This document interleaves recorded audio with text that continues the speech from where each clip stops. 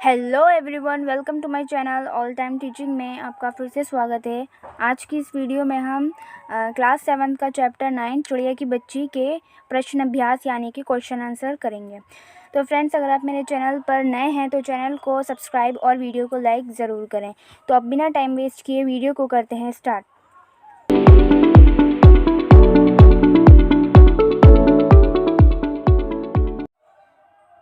प्रश्न पहला, किन बातों से ज्ञात होता है कि माधव दास का जीवन संपन्नता से भरा था और किन बातों से ज्ञात होता है कि वह सुखी नहीं था।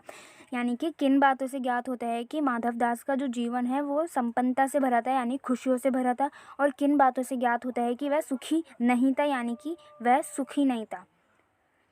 उत्तर है, माधव दास की बड़ी कोठी, सुंदर बगीचा, रहने का ठाट बाट रईसों जैसा था यानी बहुत अमीर थे। चिड़िया के साथ वार्तालाप में कहना कि तेरा सोने का पिंजरा बनवा दूंगा। वार्तालाप के साथ मतलब कॉन्वर्सेशन करना चिड़िया से कि तेरा सोने का पिंजरा बनवा दूंगा और उसे मालामाल कर देने की बात कहता है। इसके अलावा वह स्वयं स्वीकार करता है कि उसके पास कई कोठियाँ, बगीचे और नौकर चाकर हैं, यानी कि अच्छे खासे अमीर हैं, उनके पास बगीचे भी भरे हुए हैं और नौकर चाकर काफ़ी हैं। इन बातों से उसकी संपन्नता का पता चलता है यानी कि वो कितने अमीर हैं, रईस हैं। इसके अलावा वह अकेलेपन को दूर करने के लिए चिड़िया के साथ रहने के लिए मजबूर था, यानी उसके साथ रहने के लिए कोई नहीं था। वो अकेलेपन को दूर करने के लिए, केवल अकेलेपन को दूर करने के लिए चिड़िया के साथ रहने के लिए मजबूर था। यह बात दर्शाता है कि सारी सुविधाओं के बाद भी वह सुख नहीं था, यानी उसे सुखी प्राप्त नहीं थी। प्रश्न दूसरा,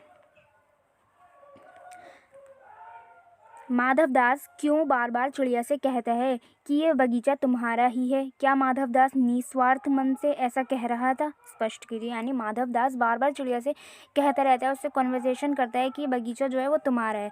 क्या माधव दास निस्वार्थ यानी बिना स्वार्थ के ऐसा कह रहा था? स्पष्ट कीजिए।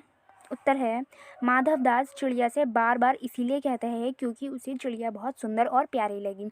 ठीक है, वह चाहता है कि चिड़िया सदा के लिए बगीचे में रही जाए। यही कारण है कि बार बार ये बात दोहराता है कि यह बगीचा तुम्हारा ही है।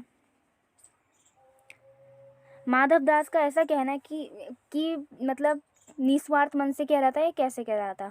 माधव दास का ऐसा कहना कि पूरी तरह से निस्वार्थ मन से नहीं था। वह चिड़िया को महल में पिंजरे में बंद करके रखना चाहता था ताकि अपनी इच्छा से उसकी सुंदरता को निहार सके और उसका चहचहाना सुन सके। प्रश्न 3, माधव दास के बार बार समझाने पर भी चिड़िया सोने के पिंजरे और सुख सुविधाओं को कोई महत्व नहीं दे रही थी। दूसरी तरफ माधव दास की नज़र में चिड़िया की जिद का कोई तुक नहीं था। माधव दास और चिड़िया के मनोभावों के अंतर क्या क्या थे अपने शब्दों में लिखे। इसका मतलब है कि माधव दास के बार बार समझाने पर भी चिड़िया जो है वो सोने के पिंजरे में और सुखी सुविधाओं का कोई महत्व नहीं था, क्योंकि चिड़िया उड़ने के लिए होती है।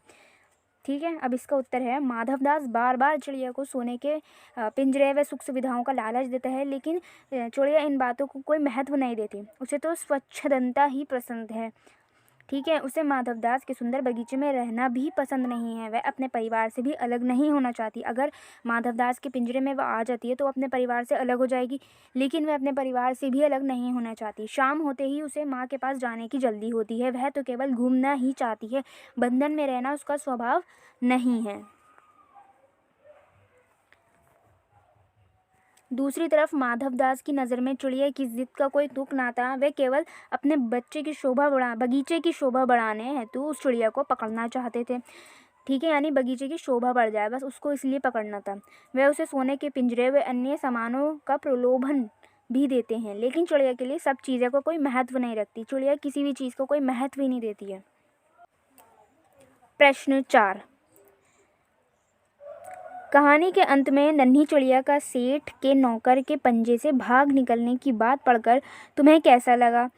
40-50 या इससे कुछ अधिक शब्दों में अपनी प्रतिक्रिया लिखे। कहानी के अंत में नन्ही चिड़िया का सेठ के नौकर के पंजे से भाग निकलने की बात पढ़कर मुझे अपार खुशी हुई, क्योंकि माधव दास उसे अत्यधिक प्रलोभन देते हैं कि चिड़िया उसके पास रह जाए, पर चिड़िया नहीं मानती। अंत में वह उसे अपने नौकर से पकड़वाना चाहते हैं, उसको कैद करना चाहते हैं पिंजरे में, लेकिन चिड़िया भाग निकली। यदि माधव दास चिड़िया को पकड़वाने में सफल हो जाते तो चिड़िया का शेष जीवन कैदी के रूप में व्यतीत होती। उसकी आज़ादी समाप्त हो जाती, उसका परिवार उससे बिछड़ जाता, उसकी स्वच्छंदता, हंसी खुशी समाप्त हो जाती। अतः मेरी संवेदना चिड़िया के प्रति बहुत अधिक है। चिड़िया उसे स्वार्थी माधवदास के चुंगल से बच निकलने में सफल हुई। प्रश्न 5, माँ मेरी बाट देखती होगी। नन्ही चिड़िया बार बार इस बात को क्यों कहती है? आप अपने अनुभव के आधार पर बताइए कि हमारी ज़िंदगी में माँ का क्या महत्व है। हमारी ज़िंदगी में माँ का महत्वपूर्ण स्थान है। माँ सुख दुख में सदैव अपने बच्चों के साथ रहती है। माँ हमारे जीवन की सभी परेशानियों को दूर करते हुए सारे दुख और कष्टों को स्वयं यानी खुद झेल जाना चाहती है। हमारा पालन पोषण करती है, हमें सभी सुख सुविधाएं उपलब्ध कराती है तथा दुख की घड़ी में ढाढ़स बंधाती है। माँ का स्नेह और आशीर्वाद बच्चे की सफलता में योगदान देता है। अतः हमें माँ के ऋण से उऋण नहीं हो सकते, यानी उधार। यही कारण है कि जब चिड़िया को माधवदास के घर देर होने लगती है तो रह रहकर यही कहती है, माँ इंतज़ार कर रही होगी। ये चिड़िया यही कहती है कि माँ इंतज़ार करती होगी। प्रश्न 6, इस कहानी का कोई और शीर्षक देना हो तो आप क्या देना चाहेंगे और क्यों? यानी इस कहानी का कोई और शीर्षक है अगर आप देना चाहते हैं तो क्या देना चाहेंगे और क्यों? इस कहानी हेतु नन्ही चिड़िया शीर्षक पूर्णतः उपयुक्त होगा क्योंकि वह छोटी चिड़िया है।